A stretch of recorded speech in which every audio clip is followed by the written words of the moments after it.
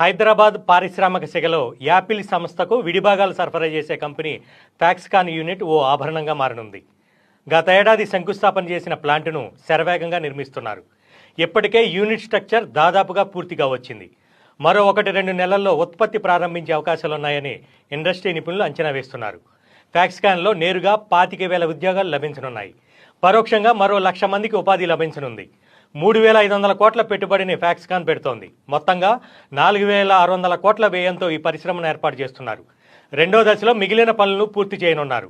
కొంగరకలాన్ వద్ద ఎలక్ట్రానిక్ పరిశ్రమలు పెద్ద ఎత్తున ఏర్పాటవుతున్నాయి. కేన్ సెమికాన్ అనే మరో ఎలక్ట్రానిక్ సంస్థ కూడా ప్లాంట్ను నిర్మిస్తోంది.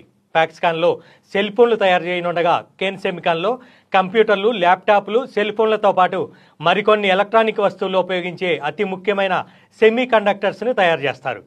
ఫాక్స్కాన్ యూనిట్ ఇతర పరిశ్రమల వల్ల కొంగరకలాన్ చుట్టూ పెద్ద ఎత్తున రియల్ ఎస్టేట్ వ్యాపారం పుంజుకుంటోంది.